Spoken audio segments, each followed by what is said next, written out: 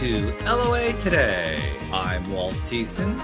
With me today are Louis D'Souza and Anne-Marie Young. This is your Daily Dose of Happy. We are so happy you decided to join us today. And we are doing something special today because I have finally figured out how to do something that I've been wanting to do for a long time, and that is to kind of merge Zoom with StreamYard so we can get the advantages of Zoom and we can get the advantages of StreamYard. And I got most of it figured out here. So this is a pretty cool day. So welcome to the experiment, guys. Louis, Anne-Marie, how you guys doing?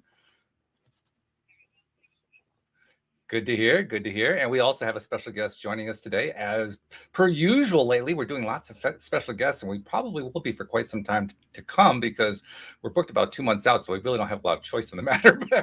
But we have Jennifer Alemany joining us today. And Jennifer has, well, so many of the guests who have come onto the show have stories of challenges and difficulties and traumas and so forth that they've gone through. And that's also true for Jennifer. Jennifer had some really rough traumas, though. And she was able to come through it on the other side. And of course, as so often happens when somebody does that, they want to help other people to do the same thing. So she does that. So we're going to learn more about that. But Jennifer, first of all, thank you very much for joining us on the program today. How you doing? Glad to have you here. And I won't even try to introduce it anymore. I'll let you tell your own story. So tell us what happened.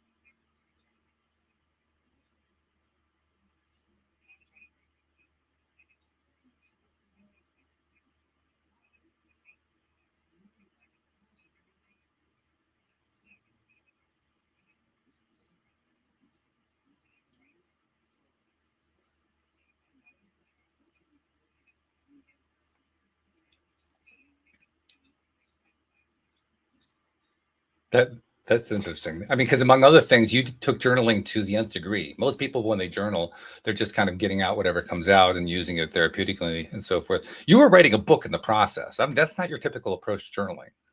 How did you end up doing that?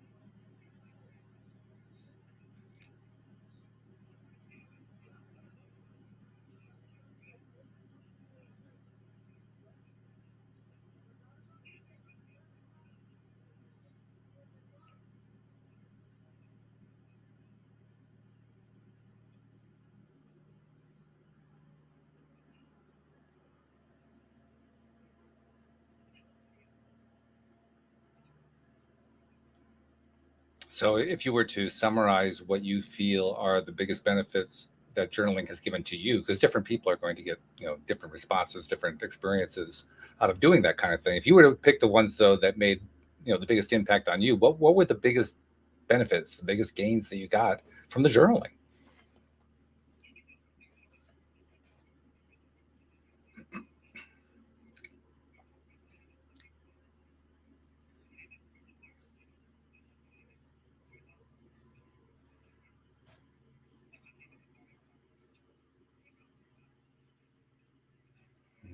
Yeah.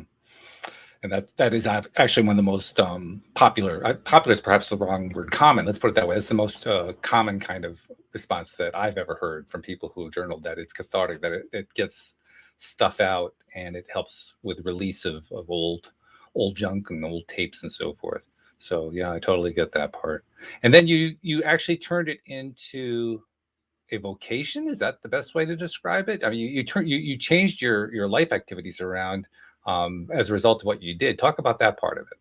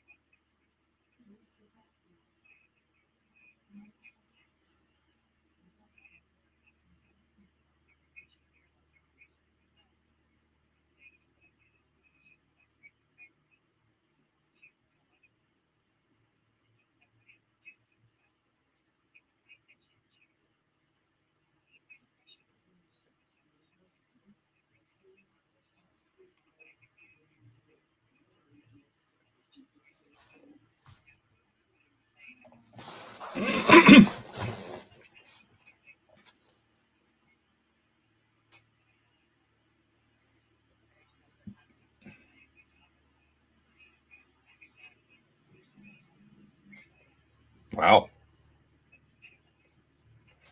Yeah.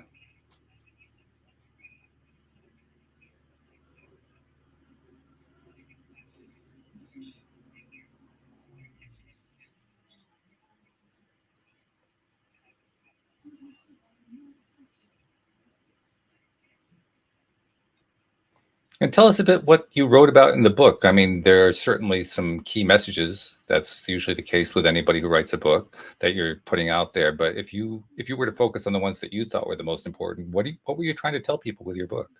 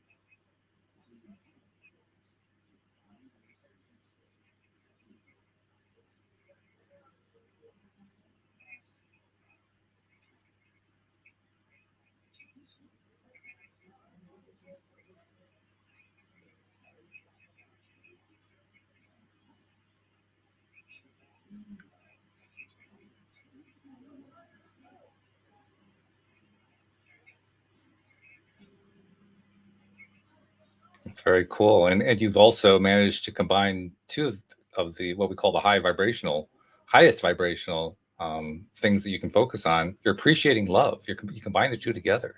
That's a big deal.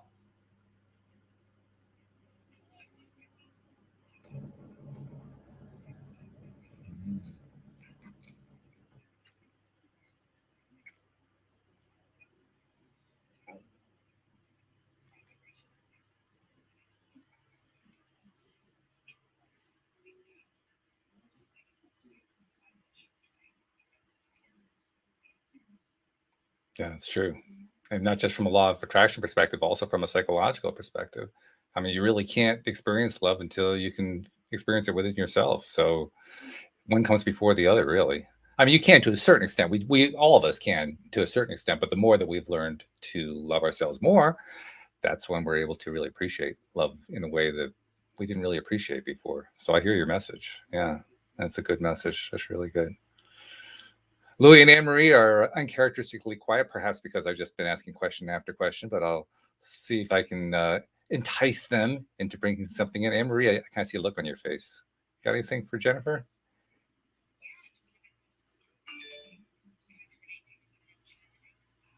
Hmm.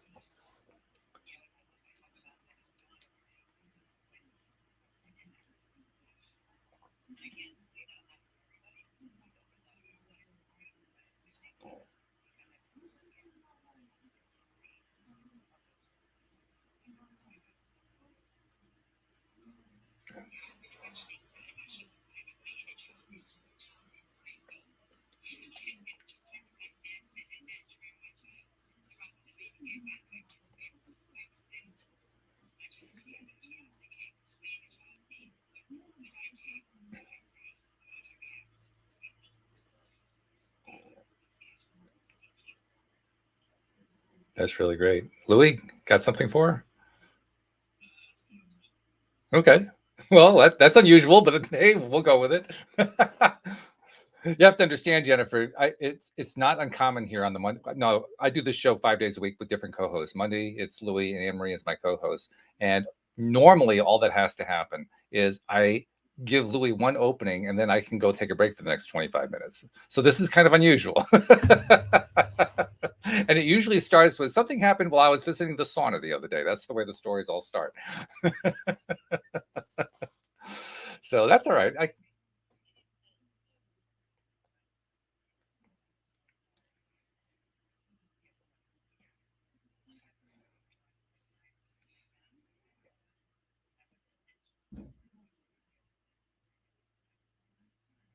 Even the year 22, that adds up to four too. You got fours all over. Fours are wild. That's fun. That's really good. Well, all right, then let's delve in a little bit deeper. Since my colleagues are rather reticent at the moment, I have no problem diving in. I do it all the time. So you did your journaling, you came through, you went through some healing.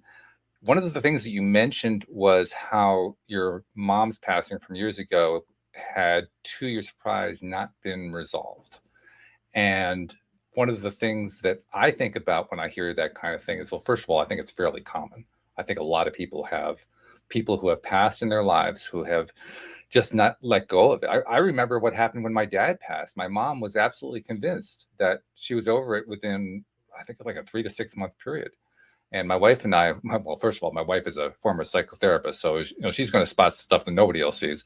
But between even I could see it. It was pretty obvious to me she wasn't through it yet. She wasn't done, and it wasn't for another, I don't know, maybe another year and a half, when my mom started to behave in an unusual way around the holidays, a way that was not normal for her.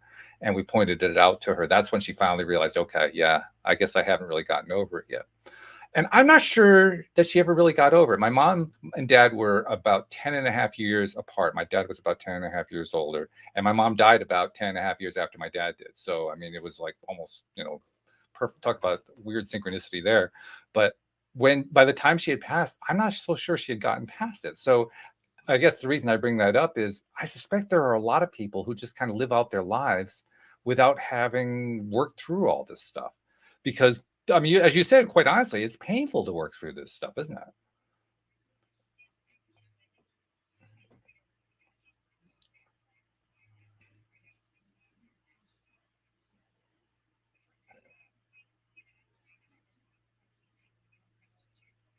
Mm,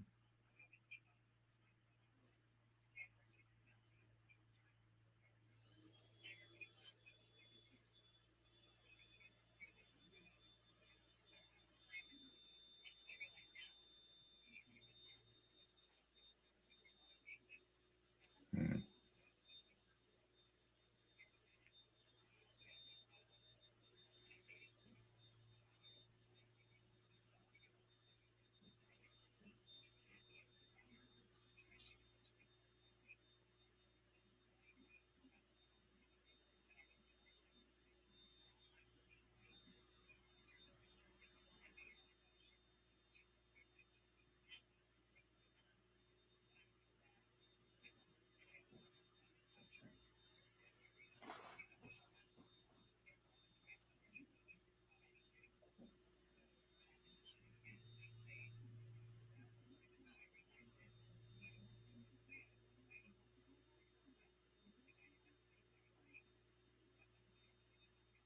mm,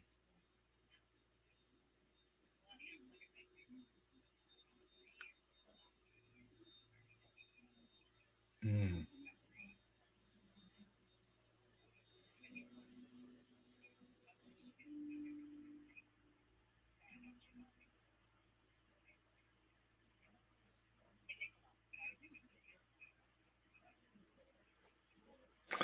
as you were describing that and making your position there, it reminded me of something from my wife's background because my wife's mother passed when my wife was, I think, 21, something like that, from a series of strokes. And then her father passed about, I think it was 3 months after we were married.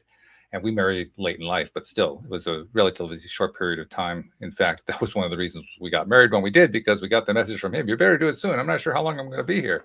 His health wasn't the best.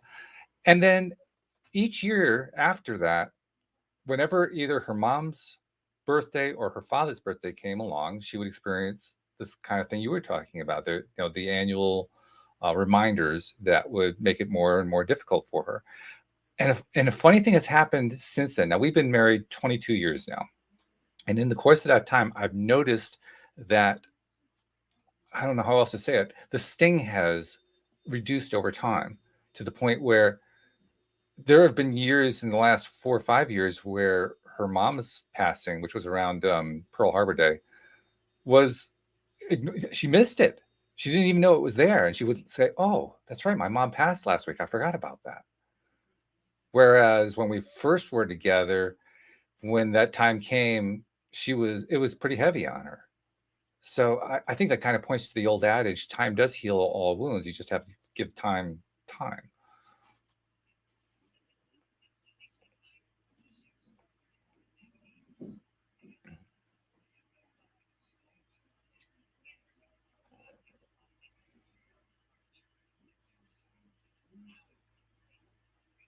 Hmm.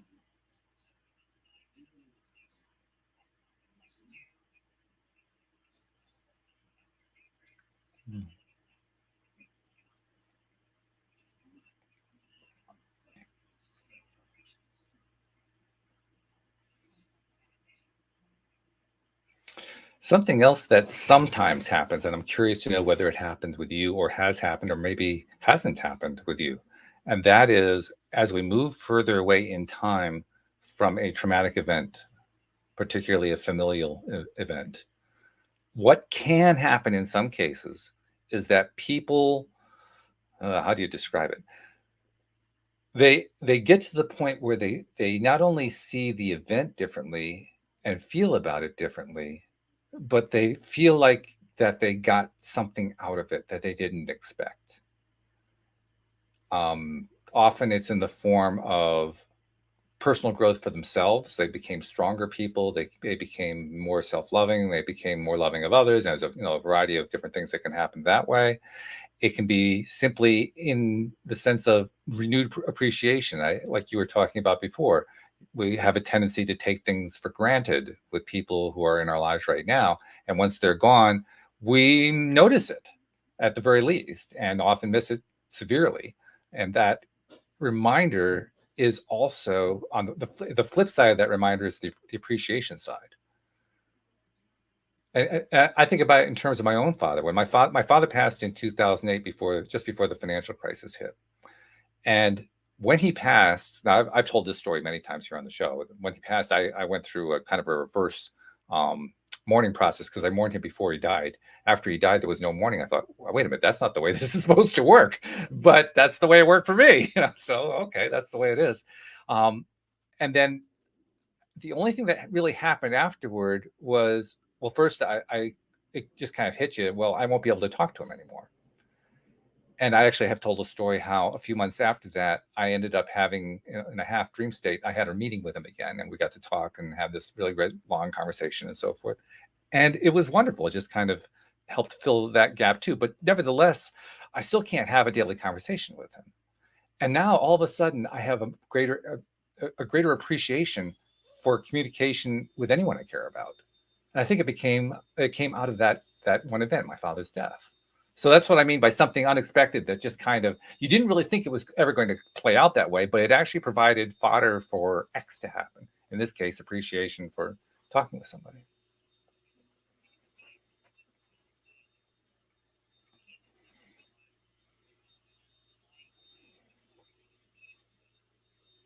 Mm, yeah.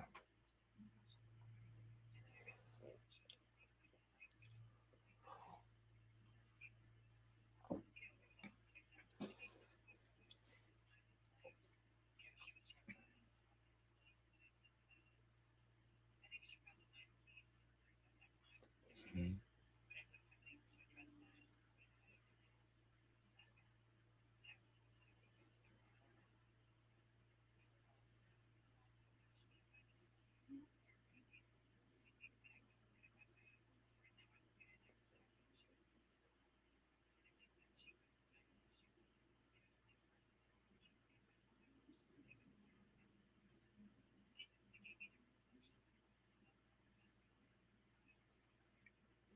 I'm guessing you're familiar with the teachings of Abraham Hicks, Esther Hicks channeling Abraham. Yeah.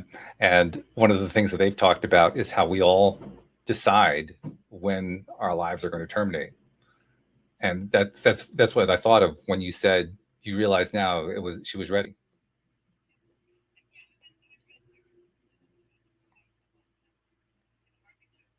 Mm, sure.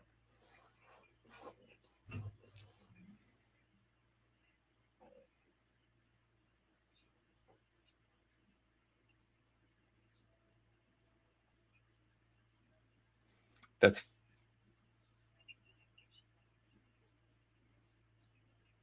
I think perspective also because my mom passed let's see when it was. It was 2 years ago, 3 years ago, 3 years ago in this coming July. And when she passed, I was totally at peace with it. I was at peace with it a year before she passed. I was expecting it for that last year. She was 89, so I mean, it wasn't a real shock for anyone looking from outside in. I think it was a shock to my sister and my brother, but it wasn't for me. And when she passed, my reaction was, well, yeah, she was done. I mean, every conversation I had with her the last year told me she was done and had been done for quite some time. It was just a question of how it was all going to play out. But she was ready to move on, and I was happy for her. Which is that's not something our society is very accepting of. But I really was happy for her.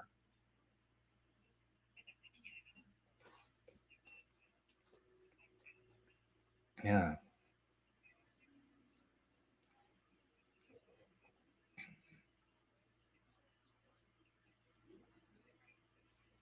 yeah. And plus, what they're moving out to, it's not like they're moving out to some place that's terrible. I mean, for every report I've heard, it's like, whoa. I'll tell you the story that I tell about my dad's passing. After my dad passed, my sister got a sort of a psychic message from him, and it was within days, like just a few days afterward. And she had been taking a class in how to develop your psychic ability and so forth, and be a medium, all that kind of stuff. And she recognized the symptoms from her class. She was getting this headache, and she recognized it could be communication. So she decided to give it a try, reached out, Dad, is that you? Got a message back, yes, it was.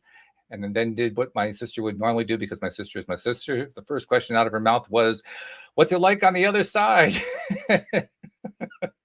and she got the message back, it's festive. And by the way, that's how I knew my sister didn't make it up, because that's not the word my sister, that was my dad's word. Festive was definitely a word my dad would use. My sister would say awesome, amazing, incredible, fantastic. She would never say festive. That would not be her choice of words. So that's how I knew. And I mean, what a great word to describe what it's like in pure non-physical form.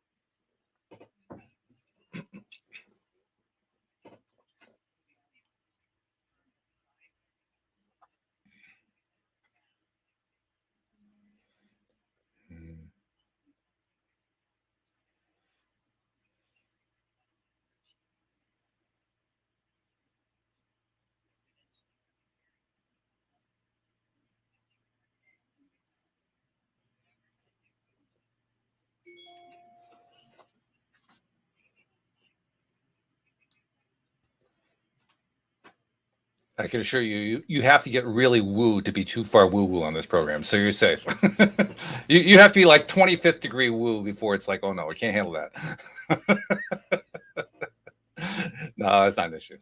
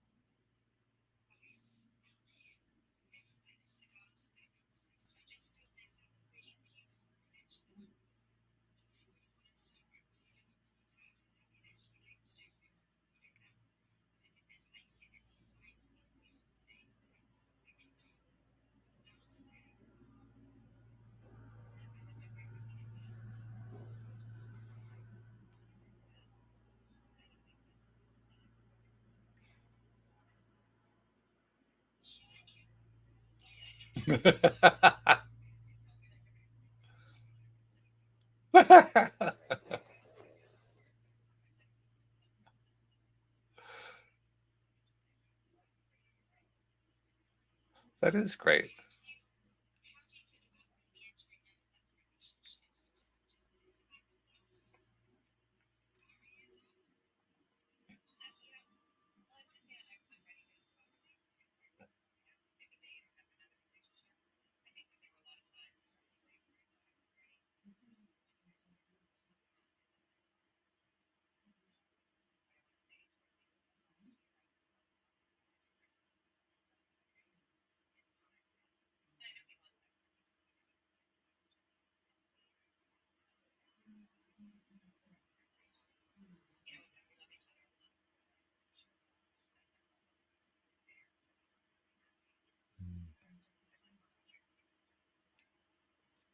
That's a good thing. Do you get the sense that the growth that you have gone through will translate to another situation that could come up? And I mean, I know nothing about your family or close friendships or anything beyond what you've told us, but I imagine there are other people who are close to you. And I'm imagining, somebody close to you, and they pass over the next few years, something like that.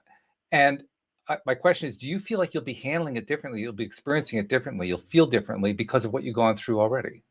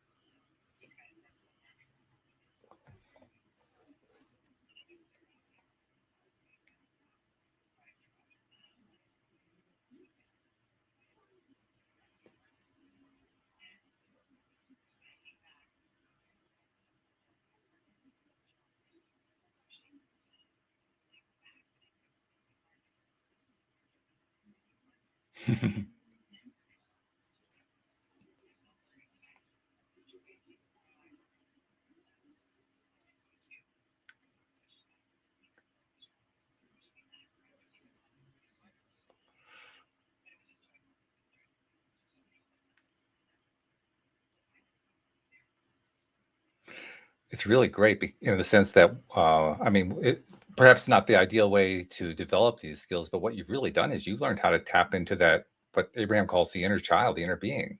You've been able to connect into that inside yourself connection that you've had all along, that we always had all along, but we tend to lose track of it and we lose contact with it over the course of a lifetime. You've reconnected, and you've reconnected in a big way. That's fabulous.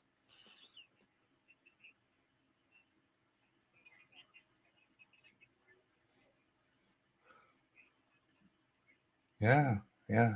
What do you think is going to be your biggest contribution to others as they hear about your book and read your book and hear you talk and so forth? Like, what do you hope, if you could like set a goal, like I want X to be the result of this? What's the X?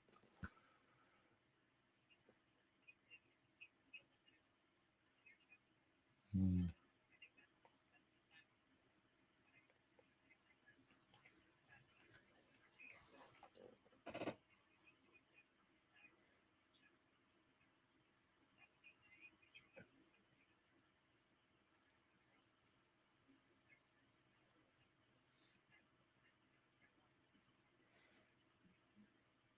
And do you find that the experience has also, in some ways, freed you up to pursue your life more than you would have thought was possible before the event?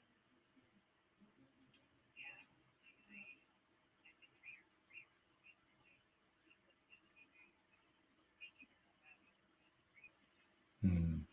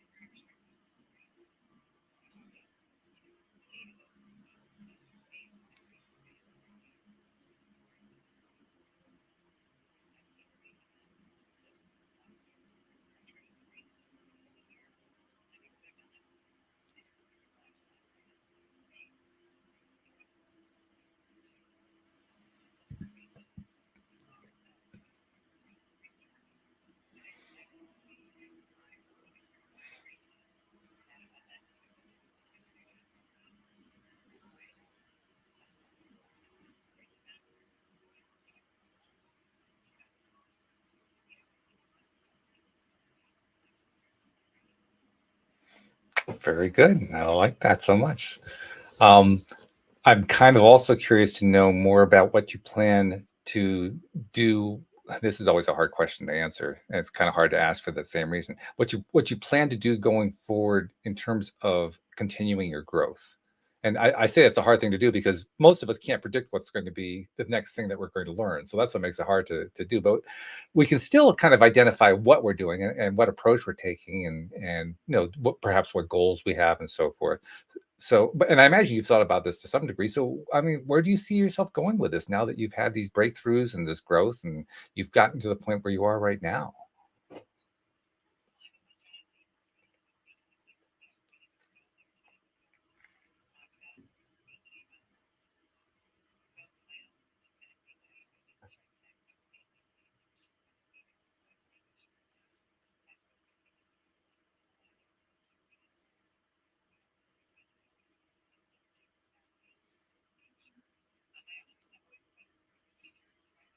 Mhm.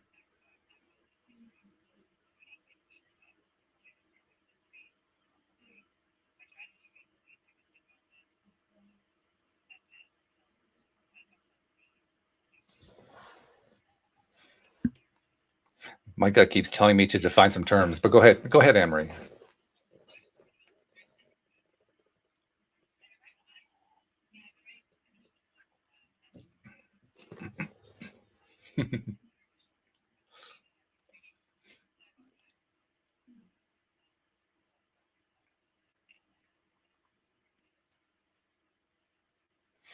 I was saying before, I keep getting these two things to focus on because they're words that you've used, and the way it comes to me is ask her to define them. So I'm going to ask you to define two words for me. One that you were talking about earlier, you were talking about how you feel so much more free. So I want you to describe and define what freedom means to you.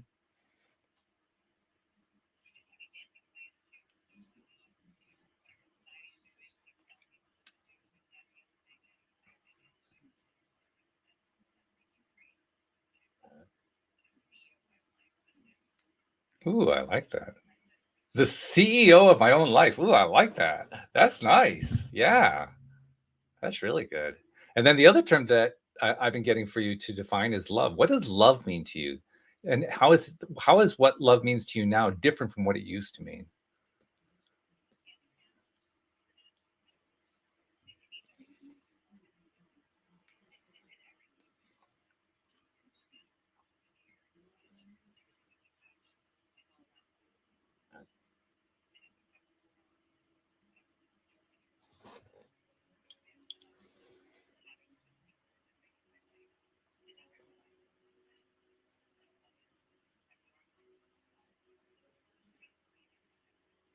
So what is a list of some of the things that you love that are the most important things that you love in your life, or the people or events or whatever?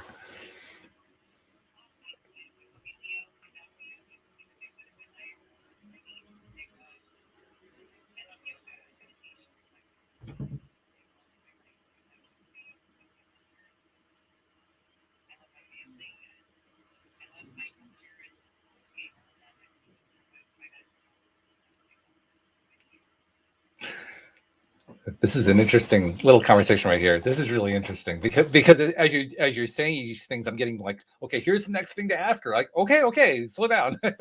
We have a little time left. We've got another 20 minutes here, so we're okay. Just take it easy. But this is really interesting. I mean, well, when I conduct an interview, I do it a lot of different ways. Most commonly, I'm just kind of bouncing off of what my guest is saying. But every once in a while, I will get like that little urge. You got to ask this. You got to ask this. Like, okay, all right, well, I'm getting there.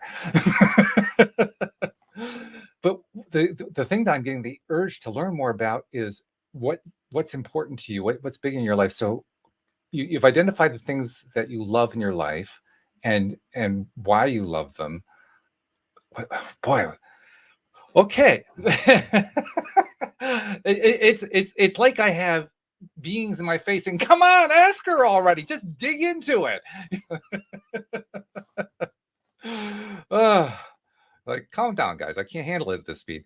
Um, all right, how do I get at where it is that they're wanting me to go? That's what it is. Yeah. Yeah. It's got to be that. No, no, seriously. It's like they're trying to get me to talk to get you to talk about what is really big in your life right now, and that's the best way I can think of to describe it. But it's like there's some growth, there's something that has transpired beyond what you've talked about so far, and they're trying to get me to pull it out, and I don't know what it is. But there's something there. Does that like ring a bell? Is there something that has been really big, maybe in the last year or two, that we haven't really touched on yet? Something that has just been like mind-bogglingly amazing for you to go through.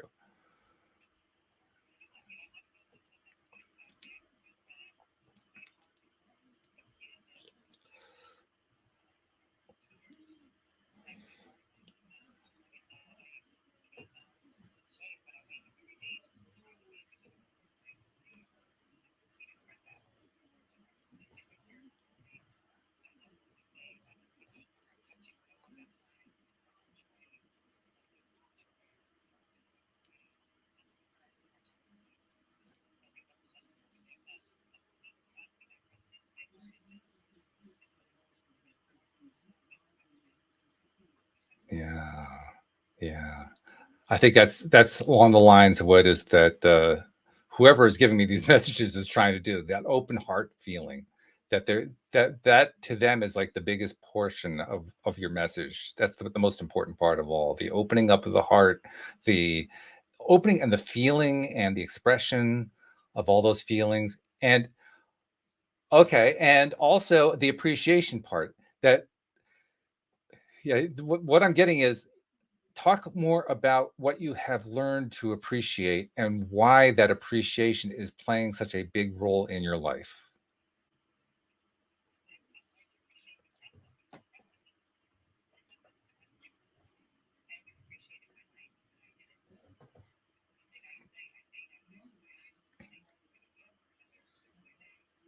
Mm.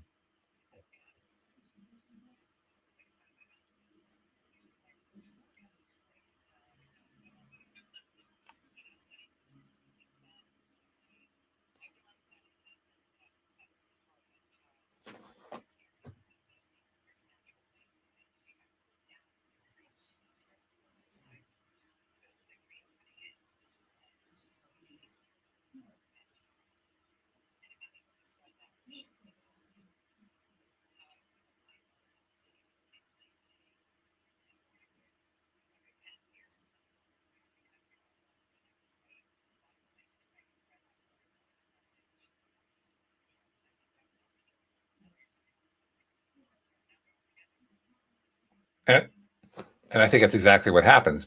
The fact that you are hoping to have that impact is indicative of the fact that you're already having it because of the appreciation you do each day. I think that's where I was being guided here.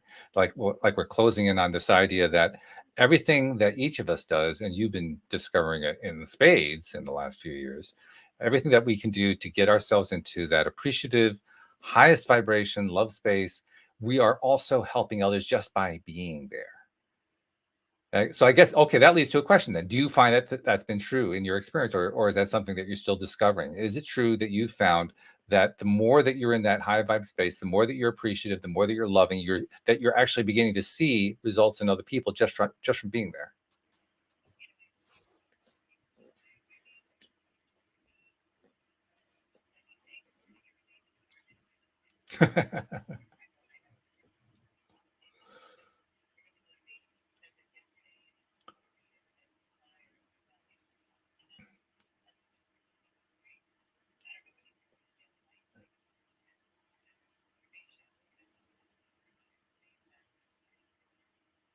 That's exciting. Yeah, that's exciting. I don't know about you. I think that's really exciting. I think it's fun to know that I'm having an impact that I can't even see.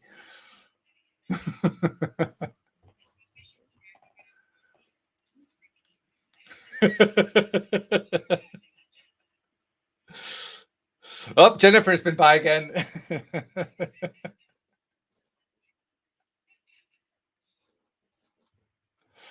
Yeah, that's really, really powerful stuff.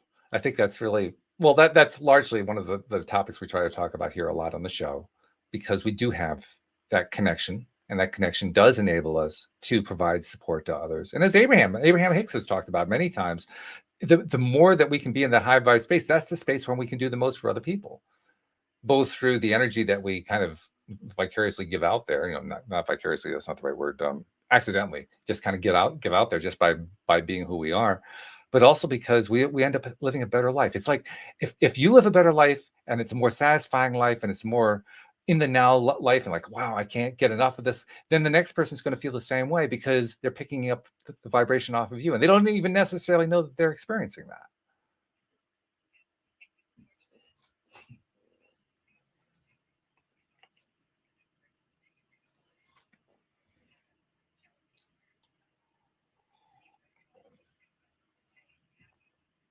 Hmm. Yeah.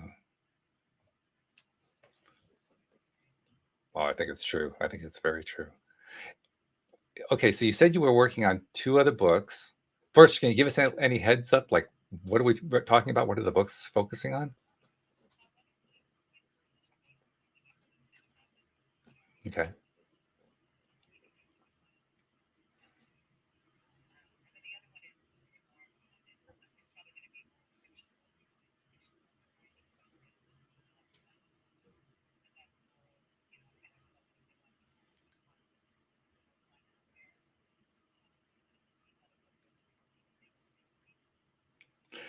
Interesting that you should mention a fiction book. My first book was a fiction book on a nonfiction topic, and you're in a sense kind of doing a similar thing there. What I found as I was writing that book, the book as I look at it, back on it now, there were some things that I didn't know then that I know now that would have changed the way I wrote the book. But despite that fact, the book I actually told a pretty good story. The people who read my book really liked the story. It was a bit of an adventure, and the the emotional takeaway, no, that's not the right way. Yeah, it is. The emotional takeaway from the experience of writing it is that it's actually fun to tell a story. I mean, it's fun intellectually, but it's also emotionally fun. And at least that's what I experienced. I mean, I got to the point where the hardest part for me of writing that book was the first quarter of the book, mainly because I didn't have a really clear picture yet in terms of what I wanted to do with it. But I got about a quarter of the way through. I chatted with my sister who has a theater background, and she gave me some tips on, building drama and all that sort of thing. And then as I was working through what she had told me, the storyline came together in a much more clear way than it had before. I could see where the crisis was. I could see where the climax was. I could see how it was resolving. I mean, it was all coming together very clearly. And then I started writing it, and I couldn't get it out fast enough. I was having so much fun telling that. I mean, I was glad that they had, that I had computers that even in their, this was 2008, 2009 when I was doing this. The computers at that point could barely handle verbal to text translation, so it could actually write the book in some sense. But I couldn't get the words out fast enough. The computer couldn't keep up with me because I was just pouring it out. And I just from the way you're responding, yeah, you're getting the same experience, aren't you? It's fun to tell this story as a fictional story.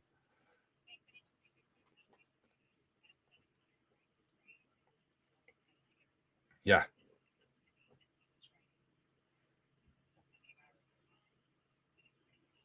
yeah. Hmm.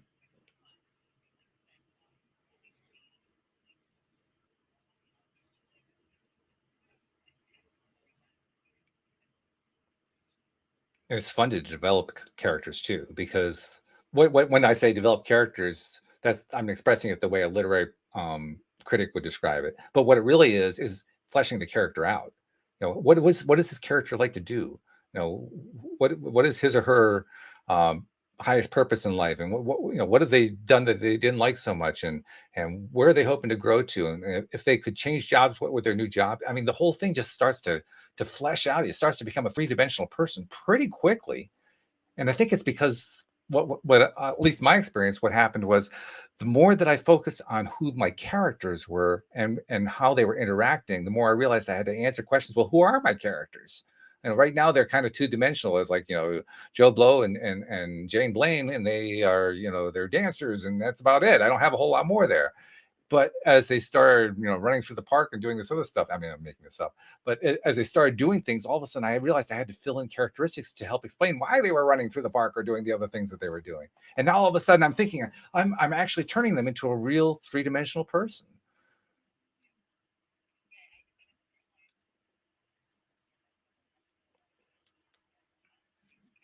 Yeah.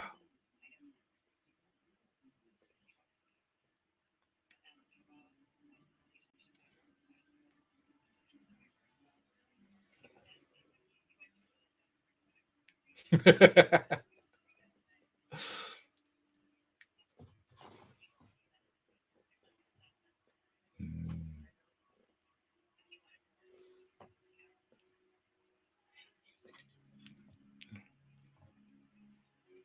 That's good. I mean, basically what that means is you left him wanting more, and that's really what any good author does, right? Leave him wanting a little bit more. That's good. Yeah, have you figured out the entire plot line of the fiction book? I'm really curious about the fiction book.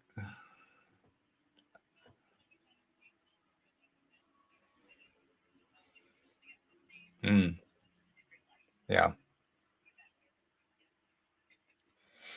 Yeah, they're always evolutions. I do remember reading some books. My sister gave me, of course, she was the one who had more of the theatrical and literary background, so I relied on her a lot. But she pointed me in a couple directions. I remember, reading up on different views on how you tell a story and how you craft a story, and the showing rather than the telling and all that kind of stuff.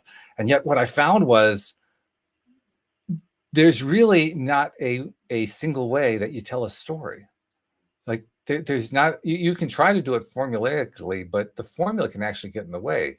Whereas if you try to tell it the way that it just kind of seems to come out of you, it actually comes out better. Does that make sense?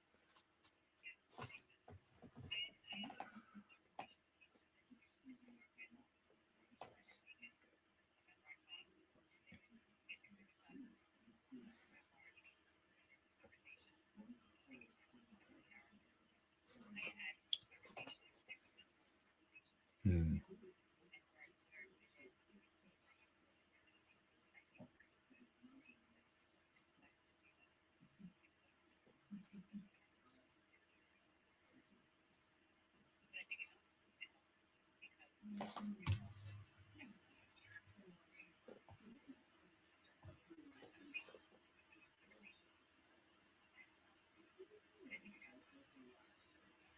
And I'm glad you stated the name because I've thought about it before and I forgot to ask about it. Where did the title come from rather?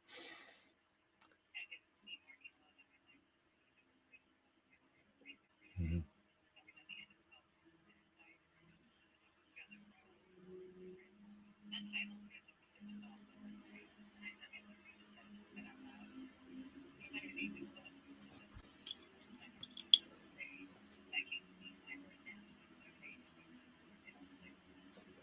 Very good. All right. This is interesting. This has been a fun conversation. And well, I should ask again. Anne Marie, got anything more that you wanted to ask Jennifer about or Louis?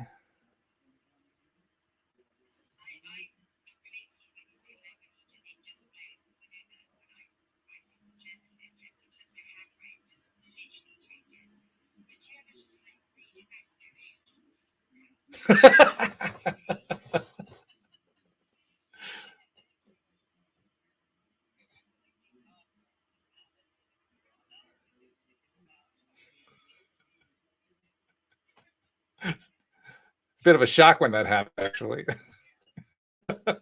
Like, oh my God, I wrote this thing. I remember that was my first response when I finished my novel, and at the end of the novel, it was like I don't remember how many pages. It was 300 to 400 pages, something like that. I thought, damn, how did I do that? It was only after I kind of went through. Of course, you do a lot of editing of your own stuff when you write a book like this, and how much editing you do depends on how clean you want to make the whole manuscript. So, I mean, I went through it a few times, but I kind of realized that it was the going through it over and over again that brought to me the reality of what I had written. I mean, the first time, I mean, your first draft, you don't really you have some idea, like, okay, I got this thing down there. Yeah, I hope it's really great. I hope people love it, but you don't really have a sense of it yet. But after you've gone through it, because you're looking for typos, what can I phrase differently, and what was too wordy, and all this other kind of stuff. Did I use the right words? Is my grammar good? The punctuation. You're going through. You're fixing all this stuff, fixing all this stuff, fixing, and you're doing it over. You go through it like 4, 5, 6, 7, 8, 9, 10 times through the draft, looking through all this stuff, and that is what makes you realize just what you wrote. You don't really get it the first time. You don't really recognize it the first time.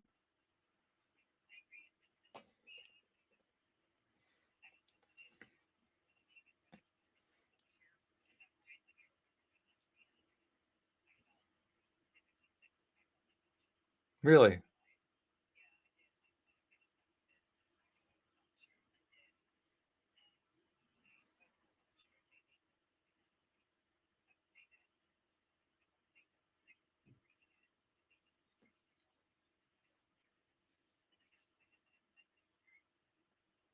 I have to admit I didn't have that one, but okay. Nausea. Okay, that's my clue. I think I'm done writing. I'm feeling sick to my stomach. Not exactly the first reaction I had in mind, but okay. Yeah, I guess I can see that. That's good. Mm, yeah.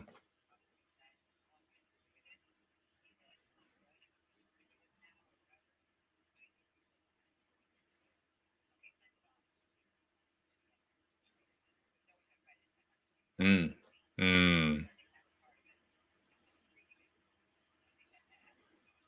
Well, yeah. I can get that part. That part makes a lot of sense to me because I mean, you sent it off to a publisher without having anyone else look at it. Yeah, that probably would have freaked me out. I had to show it to people I knew first. There was no way I could share it to the world. Wow. Wow. Okay. That's very interesting. See, for me, it couldn't have worked that way. Well, first of all, I knew I had my sister to rely on. So I really relied on her to help me figure out what was good with the manuscript, what needed to be changed, and so forth. And I was really glad for that. I can't imagine just giving it fresh to a publisher without that, but you did. To me, that's guts. To me, that takes a lot of guts to do that.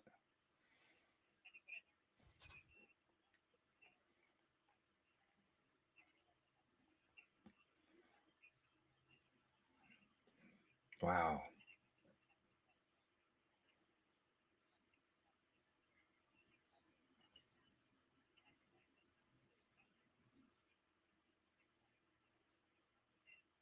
So you just went for it.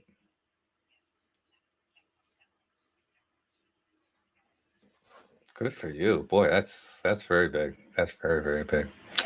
Well, this has been a wonderful conversation. I want you to give out a couple of pieces of information. First of all, where can they find Mark My Love? Because obviously we want people to be able to find the book. I imagine Amazon would be the first place, but are there other places too? Okay. Is there an Audible version? Eventually. Okay. So, but that is on the back burner, front burner. I mean, where is it on the stove at all? I mean, come on. It's on a burner. Okay.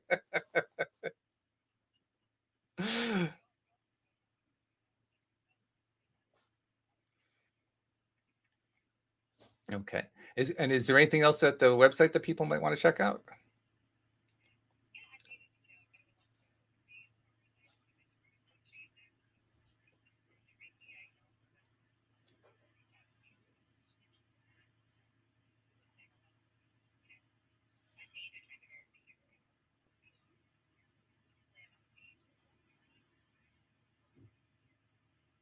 Mm,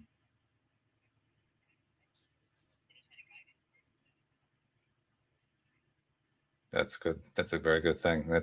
Basically, you're starting off the very first thing that happens on the visit is you basically saying to your potential reader who would be perfect for your book, "Yeah, I know where you're coming from. I've been there." Yeah, very good. So thank you very much for joining us and telling your story, sharing it with us, and basically being willing to do what you weren't willing to do at first. You were kind of think about, and that is, do I want to really reveal my private life to the world? You did, and look at the beautiful things that are coming out of that. So thank you very much for that. It's a really cool thing.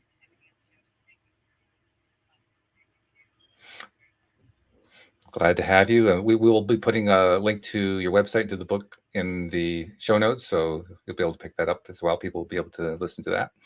But Emery and Louis and Louis, I'm like shocked. I heard one sentence out of you, like, okay, is he feeling okay? But thank you very much. Thank you very much, Emery, too. You've just been watching me. Oh, okay. Well, I must have a watchable quality. That's okay. So thank you very much, everybody. Thank you, especially to our podcast listeners everywhere, because hey, let's be honest, without you, we wouldn't have a podcast. We'll see you all next time here on LOA Today. Goodbye, everybody.